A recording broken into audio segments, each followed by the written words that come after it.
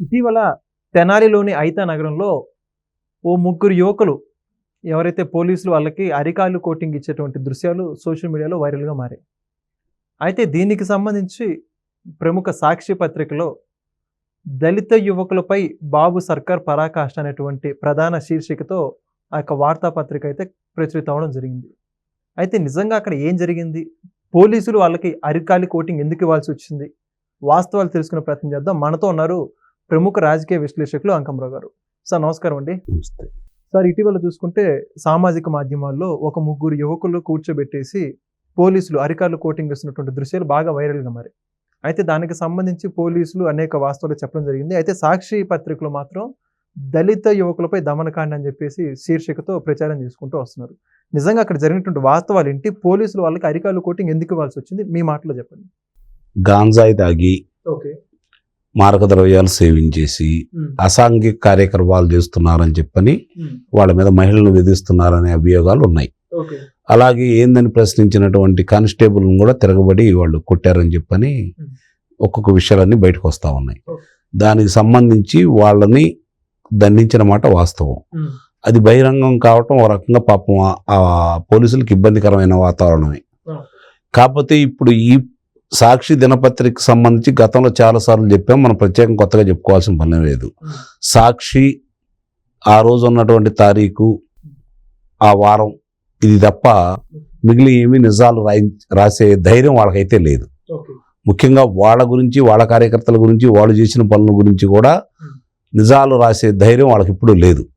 వాళ్ళు ఏంటంటే ప్రస్తుతం వాళ్ళ చేతిలో ప్రసార మాధ్యమం ఈ పత్రిక ఉంది కాబట్టి వాళ్ళు సామాజిక మాధ్యమాల్లో వాళ్ళ మనుషులు ఉన్నారు కాబట్టి సహజమే ఏ పార్టీ వాళ్ళైనా ఆ పార్టీ వాళ్ళని కాపాడుకుంటూ ఎదుటి పార్టీ వాళ్ళని బురద జల్లే కార్యక్రమంలో కొన్ని వాళ్ళు చేసిన తప్పుల్ని ఎత్తి చూపడంలో తప్పు లేదు, కానీ చెయ్యని తప్పుల్ని, ప్రభుత్వాన్ని కూడా చెయ్యని తప్పుల్ని భూతద్దంలో చూపిస్తూ దాని కులాన్ని ఆపాదించి చేస్తున్నారు చూడండి.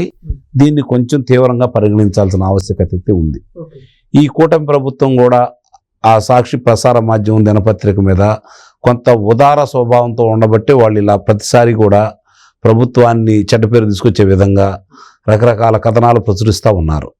దాని మీద ఒక్కసారి కనుక చర్య తీసుకుంటే ఆ చర్యలో తీవ్రత ఎలా ఉంటుందో వాళ్ళకి కనుక తెలిస్తే మిగిలిన వాళ్ళు దారిలోకి వస్తారు. అందుట్లో ఎలాంటి సందేహం కూడా ఏం లేదు. ఆ చర్యలు తీసుకునే క్రమం మాత్రం ఈ కూటమి ప్రభుత్వం ఆలస్యం చేస్తుంది అనేది మాత్రం నిస్సందేహంగా చెప్పొచ్చు. ఈ కూటమి ప్రభుత్వం వచ్చిన తర్వాత ఇప్పటి వరకు చూసుకుంటా ఉంటే, కూటమి ప్రభుత్వం వచ్చిన తర్వాత ఈ రోజు వరకు కొన్ని అంటే 40-50 సార్లు ఈ ప్రభుత్వాన్ని ప్రతిష్టను మంటగలిపే విధంగా అసత్యాలను ప్రచురించారు వాళ్ళు. అయినా సరే వీళ్ళు చూస్తా కూర్చున్నారని చూడండి, ఇదే వాళ్ళ బలం. ఇప్పుడు ఈ కుర్రవాళ్ళ గురించి చూసుకుంటా ఉంటే వీళ్ళు అక్కడ వాళ్ళ గురించి చాలా స్పష్టంగా పోలీసు వారి వివరంగా చెప్పడం కూడా జరిగింది. ఈ చెప్పే క్రమంలో వాళ్ళని అంటే ఒక రకంగా ఇది వాళ్ళు ఎందుకు బహిర్గతంగా అందరూ చూస్తూ ఉండగా ఇలా చేశారు అంటే మిగిలిన ఒక హెచ్చరిక లాంటిది. అది లేకపోబట్టే చంద్రబాబు నాయుడు గారు ఇలాంటి కార్యక్రమాలు చేయొద్దని బట్టే కొంతమంది విర్రవీగిపోతూ ఉన్నారు.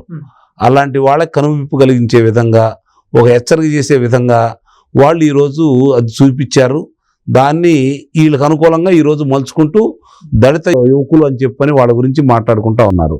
ఇక్కడ కులం కాదు కదా చూడాల్సింది, నేరం. అంటే నేరాల్లో కూడా ఈ రిజర్వేషన్లు ఉంటాయా, వీళ్ళు ఇట్లా అని నేరస్తుల్ని నేరస్తులుగానే చూడాలా. సమాజంలో ఉండే వాళ్ళని మాత్రమే కులప్రారం, వీళ్ళు పలానా వాళ్ళు వీళ్ళు పలానా వాడారు అని చెప్పుకోవడానికి పనికి వస్తుంది. అంతే తప్ప ఈరోజు దాన్ని తీసుకొచ్చేసి ఏదో దళితుల మీద ఈ ప్రభుత్వం చేస్తుందంటే నిస్సందేహంగా దళితుల మీద ఈ ప్రభుత్వం కనుక ఏదన్నా ఇలాంటివి చేసినప్పుడు ప్రశ్నిస్తాం, హెచ్చరికలు జారీ చేస్తాం. వాళ్ళ సంఘాలు ఉన్నాయి, వాళ్ళు ఉధృతంగా చేస్తారు. ఎందుకంటే తెలుగుదేశం పార్టీ అంటే ఒంటికాల మీద వస్తారండి. గత 5 సంవత్సరాలు ఎన్ని జరిగినా కూడా ఆ సంఘాలు బయటికి రాలా, ఒకళ్ళిద్దరు తప్ప. మిగిలిన వాళ్ళందరూ ఏది జరిగినా తెలుగుదేశం పార్టీ ప్రభుత్వంలో వాళ్ళు బయటకు వస్తారు, భుజాన్ని వేసుకుంటారు, ఎండగడతా ఉంటారు, ఉద్యమాలు చేస్తూ ఉంటారు, ధర్నాలు చేస్తూ ఉంటారు, రకరకాలుగా వాళ్ళు హెచ్చరికలు జారీ చేస్తూనే ఉంటారు. అది వాళ్ళు మొట్టమొదటి నుంచి కూడా ఎందుకో మరి తెలుగుదేశం పార్టీ ఆ దళిత వర్గాలకి చాలా మేలు చేసినా కూడా 1-2 సంఘటనలు, గ్రామాల్లో జరిగిన సంఘటనల్ని ప్రభుత్వాలకు అంటగట్టి ప్రభుత్వ నేతగా ఉన్నటువంటి ఆ రోజు రామారావు గారు కావచ్చు, చంద్రబాబు నాయుడు గారు కావచ్చు, ప్రభుత్వానికి అంటగట్టి వాళ్ళు దళిత వ్యతిరేకులు, దళితులకి ఏదో ద్రోహం చేస్తున్నారు అని చెప్పని మాట్లాడుకుంటున్నారు. ఇప్పటికైనా ఈ కూటమి ప్రభుత్వం కళ్ళు తెరుచుకోవాల్సింది ఏంటంటే ముఖ్యంగా తెలుగుదేశం పార్టీ వాళ్ళు 1982 ముందు వరకు దళిత వర్గాలకి కాంగ్రెస్ ప్రభుత్వం ఏం చేసింది, 82 నుంచి 89 వరకు తెలుగుదేశం ప్రభుత్వం ఏం చేసింది, మళ్ళీ 94 నుంచి 2004 వరకు తెలుగుదేశం ప్రభుత్వం ఏం చేసింది, 2014 నుంచి 2019 వరకు తెలుగుదేశం ప్రభుత్వం ఏం చేసింది, ఇప్పుడు ఈ ప్రభుత్వం వచ్చి ఏం చేస్తుంది, ప్రతి గ్రామంలో ఆ దళిత వర్గాలకు అర్థమయ్యేటట్టుగా, ఆ గ్రామస్తులకు అర్థమయ్యేటట్టుగా వివరించి చెప్పాల్సిన బాధ్యత ఈ తెలుగుదేశం ప్రభుత్వం మీద ఉంది.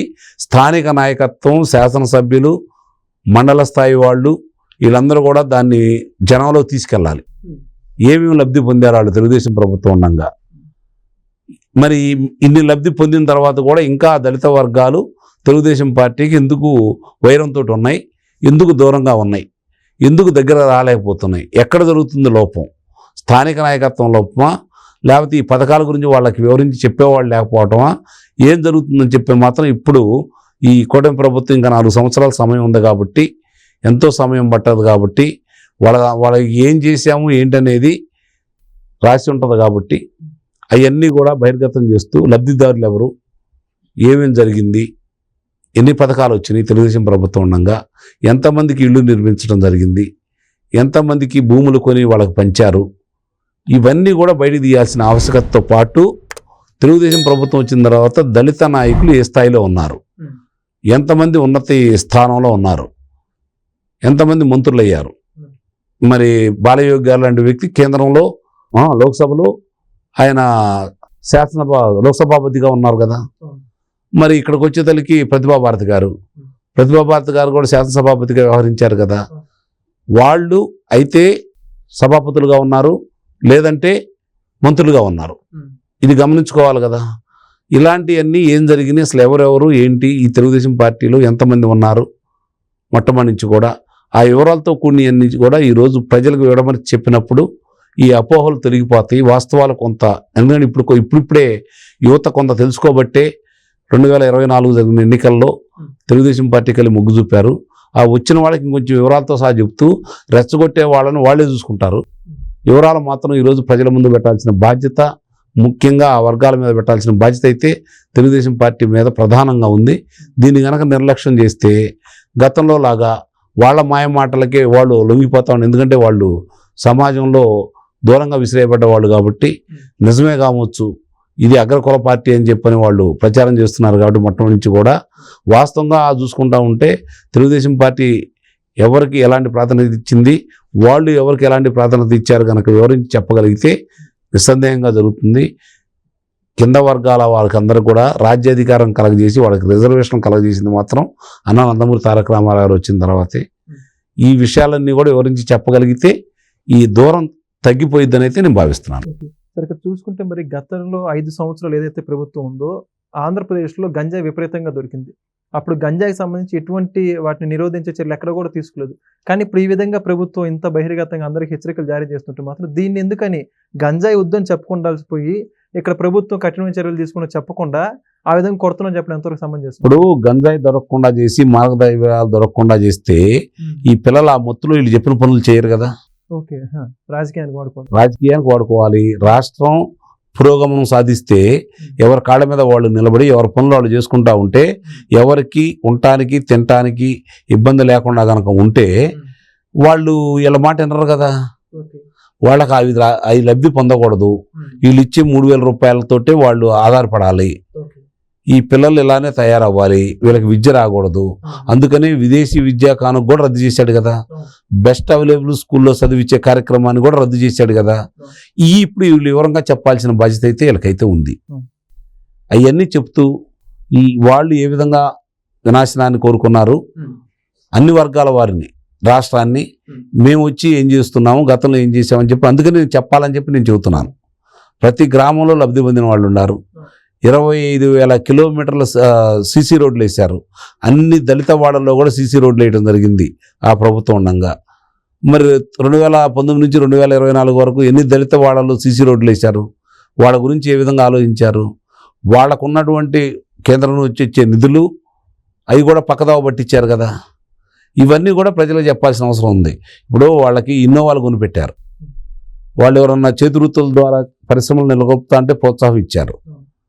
మరి వీళ్ళు వచ్చి ఏం చేశారు, ఎందుకు వాటిని రద్దు చేశారు, ఇవన్నీ కూడా చెప్పాలి. వీళ్ళు మేము ఇచ్చినవి ఏంటి, వాళ్ళు తీసేసినవి ఏంటి, మీకు జరిగిన నష్టం ఏంటి, వాళ్ళ వల్ల జరిగిన నష్టం ఏంటి, మా వల్ల జరిగినటువంటి లాభం ఏంటి, ఇవన్నీ కూడా చెప్పగలగాలి. చెప్పకుండా మేము చేసాము వాళ్ళు తెలుసుకుంటారంటే కుదరదు. కాబట్టి ఈ విషయంలో తెలుగుదేశం అధిష్టానం గ్రామ స్థాయి నుంచి కూడా విషయాలన్నీ బయటికి తీసుకొచ్చేసి, ఒకవేళ గ్రామస్థాయి నాయకులు ఏదన్నా నిర్లక్ష్యంగా ఉన్నా కూడా ప్రతి గ్రామంలో ఆ గ్రామంలో జరిగిన లబ్ధిదారులు ఎవరు, ఎస్సీ కాలనీల్లో ప్రత్యేకంగా ఆ ఎస్సీ కాలనీలో ఎన్ని ఇళ్ళు వచ్చినాయి, ఎంతమంది లబ్ధిదారులు అయ్యారు, ఎంతమంది బెస్ట్ అవైలబుల్ స్కూల్లో చదువుకున్నారు, ఎంతమంది స్కిల్ డెవలప్మెంట్ దాంట్లో ఉత్తీర్ణులై వాళ్ళు ఈరోజు ఉద్యోగాలు చేసుకుంటా ఉన్నారు, విదేశీ విద్య కానుక ద్వారా ఎంతమంది లబ్ధి పొందారు, ఎంతమంది ప్రజాప్రతినిధులు అయ్యారు, ఎంతమంది దాంట్లో మంత్రులు అయ్యారు, ఎంతమంది సభాపతులు అయ్యారు, ఎంతమంది ఉపాధ్యక్షులుగా చేస్తున్నారు, ఎంతమంది పొలిట్ బ్యూరో సభ్యులుగా ఉన్నారు, ఇవన్నీ కూడా పొందుపరిచి ప్రతి దళిత వాడల్లో కూడా పెట్టాల్సిన బాధ్యత ఇప్పుడు ఈ తెలుగుదేశం పార్టీ చేతుల్లో ఉంది, చేయాలని చెప్పనైతే నేనైతే వాళ్ళకి చెప్తున్నాను. అప్పుడే ఈ వైషమ్యాలు పోతాయి, వాస్తవాలు తెలుసుకుంటారు, విషయాలు అర్థమవుతూ ఉంటాయి. వాళ్ళతో సమావేశం పెట్టాలా, కూర్చొని వివరించి చెప్పాలి, వాళ్ళ చేతే ఏర్పాటు చేయించాలి.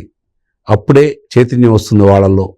రేపు పొద్దున వచ్చిన వాళ్ళని ప్రశ్నిస్తారు, మీరు ఇది చేయలేకపోయారు, వాళ్ళు చేశారు, మీరు ఎందుకు చేయలేకపోయారు నిలదీస్తారు, సమాధానం వాళ్ళే చెబుతారని అయితే నేను భావిస్తున్నాను. చక్కగా చెప్పేసాను, నిజంగా థ్యాంక్ యూ.